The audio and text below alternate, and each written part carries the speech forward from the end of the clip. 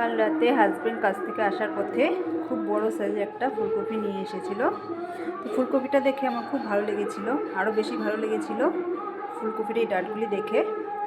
এত নরম ডাঁটগুলো, তখনই আমি ভেবেছিলাম এটাকে আমি সরষা দিয়ে বানিয়ে খাবো। তো এখন বানাবো এটা সরষা দিয়ে ডাঁটগুলোকে। প্রথমে আমি ফুলকপি থেকে ডাঁটগুলোকে আলাদা করে নিব। আমি ছুরি দিয়ে কেটে কেটে ডাঁটগুলোকে আলাদা করে নিচ্ছি।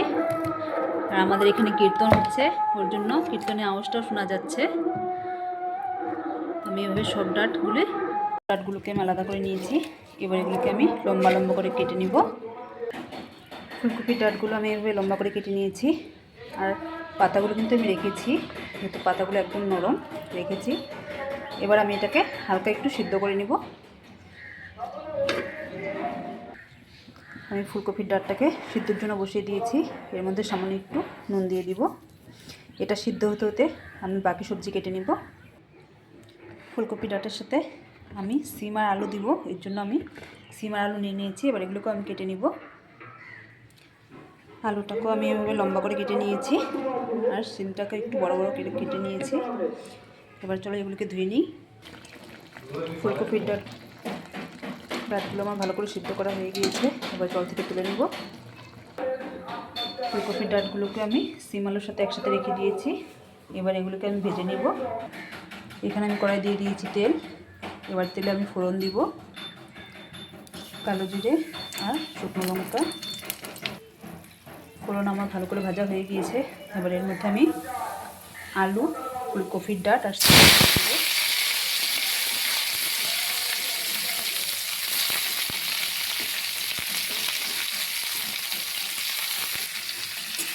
এবার সব কিছুকে ভালো করে একটু ভেজে নেব।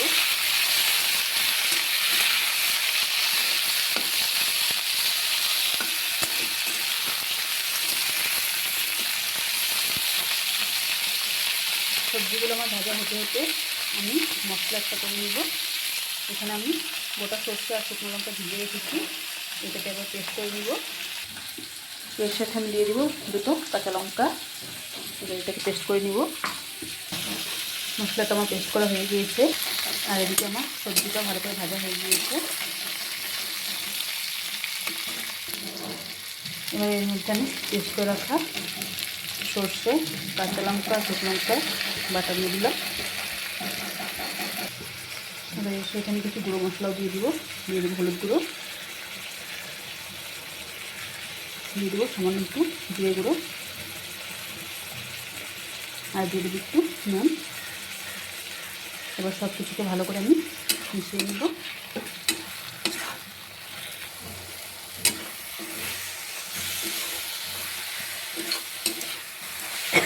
সবজির সাথে মশলাটা আমার ভালো করে ভাজা হয়ে গিয়েছে। এবার এর মধ্যে একটু জল দিয়ে দিব।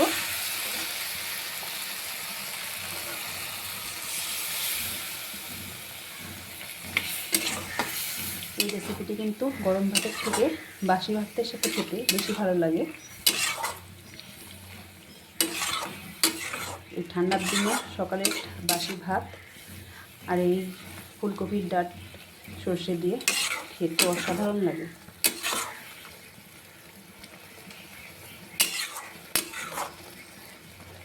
তোমরা কে কে পছন্দ করো এই রেসিপি আমাকে কমেন্টে জানিও।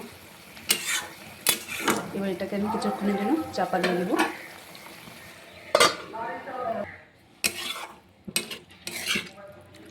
সবজিগুলো আমার ভালো করে সিদ্ধ হয়ে গিয়েছে, আর মশলাটাও সবজির গায়ে লেগে গিয়েছে। এবার এর উপর দিয়ে আমি ধনেপাতা কুচি দিয়ে দিব। এই ধনেপাতা কুচি দেওয়ার জন্যই কিন্তু এই রেসিপির টেস্টটা আরও বেড়ে যায়। তোমরাও এইভাবে একবার ট্রাই করে দেখবে, আশা করি তোমাদেরও ভালো লাগবে।